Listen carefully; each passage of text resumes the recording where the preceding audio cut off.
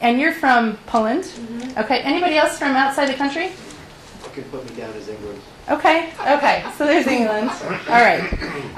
And Poland. Okay. So who's from Maine? Okay.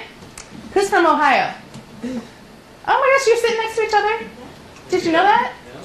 We can tell right away. Yeah. You guys, wait, did you dress the same? Almost? I mean, got the blue and the... Oh, good. Okay, I'm from Colorado. Oregon and Washington. Who's from Oregon and I Washington? lived there a long time. Okay, all right, so you've traveled. Yes. Okay, good. But do you see how we're not that diverse? And so our ability to learn from one another is a little bit diminished because we've all kind of had similar experiences. Okay? Now, of course, I'm making a point. I'm making a point to say, when you go, look for the person that looks the least like you and sit with them and learn from them. People see reality differently, and we are impacted through our culture. If you do business abroad, by design, watch films from the culture you do business with. Okay? If you do films in China, watch some Chinese films, watch some Asian films, watch some Japanese films, right? It's that you want to understand a little bit more of what are the images that they see that resonate to them. What is the stories that are meaningful? Okay, really, really important.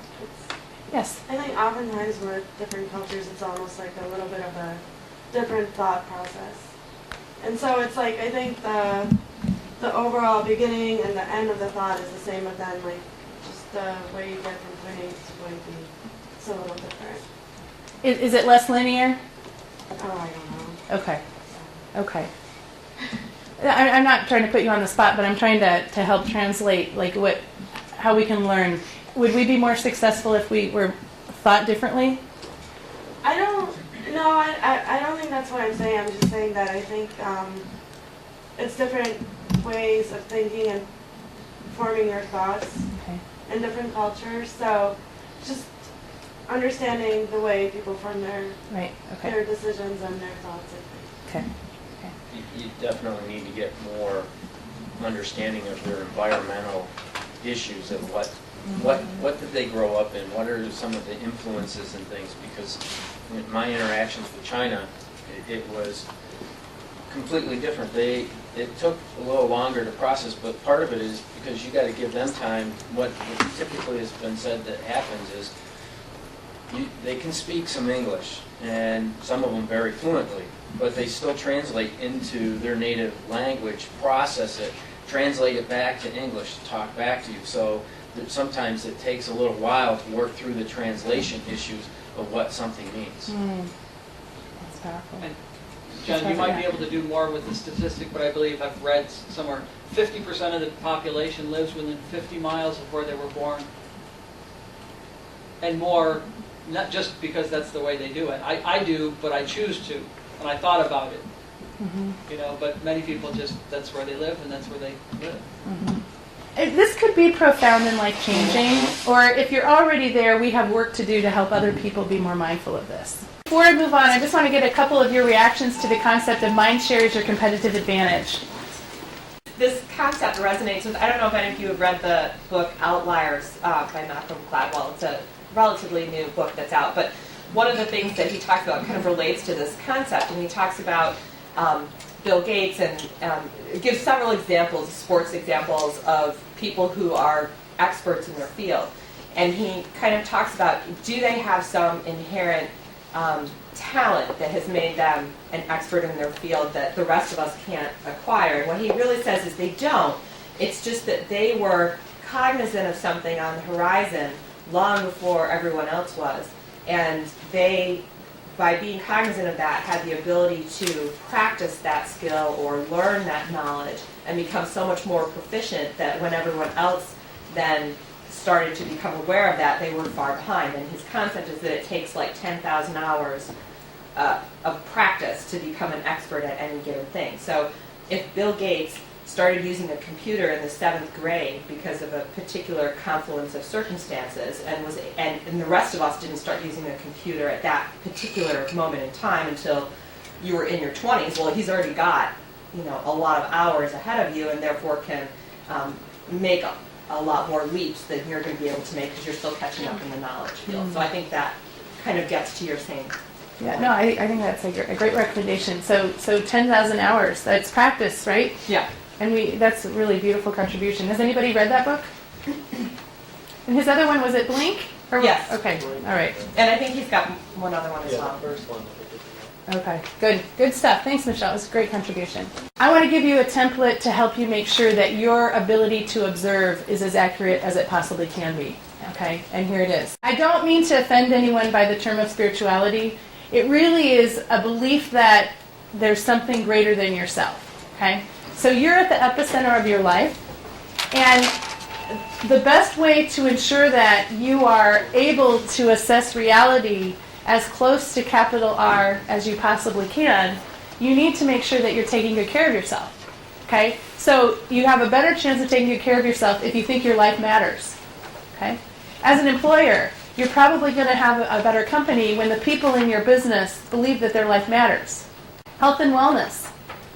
You know, eating well, resting well, exercising, all those things help people be more present. If you've got back pain, it sometimes distracts you from what's going on because you're thinking of the pain, right? So the less pain you feel and the more awake you feel, you're probably more alert and aware.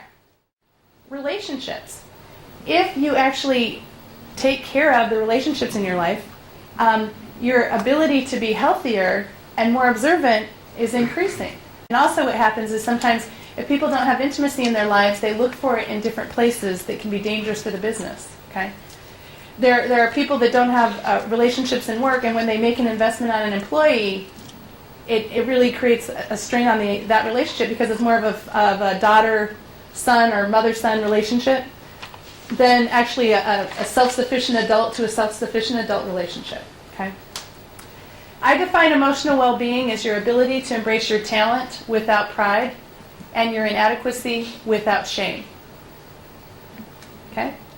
Everyone should actually have a number for their finances that is the number that means psychological safety from a cash flow perspective.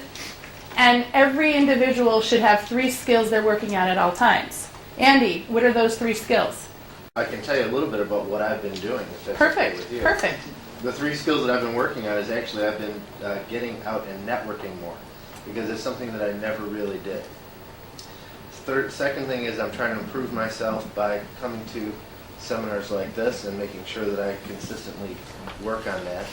And third thing is to make sure I have a balance in my life. Everything is balanced, and I'm balancing my family, work, with play, because I can tend to get out of balance very quickly. So those are the 3 things that I've been doing. Okay, that's great. Yeah, so the main thing is that he could tell you what he's working on. He's working on something, right? There was not a flat line there, Andy. That was great. Thank you. So what I have for you on page 4 in the handouts is actually a tool that I would invite you to use at least once a year to go ahead and say, you know, anchor yourself. What does it mean to be a 10 in spirituality? What does it mean to be a 1? In health and wellness, you know, what do these things mean? So that you know over time, if you make progress, you can actually say, you know what, I've made a commitment to my health and wellness. And so if you do this once a year, it'll be helpful for you to actually design your own digital nervous system, is what I call it. Okay? Through paying attention to those areas, you find that you actually are more successful, and you do find that you do make deeper connections with people, and that you do have awarenesses that other people don't have. Okay? Now, you might have had this before in self-help books and things like that, but what I've never seen and that I've created with my colleague is actually a business model that aligns them both. Okay? So I began by sharing the business model with the key indicators, and then I gave you your own personal key indicators, and actually one and the same.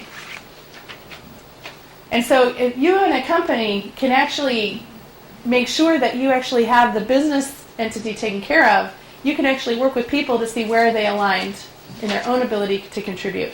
And you can actually use this tool.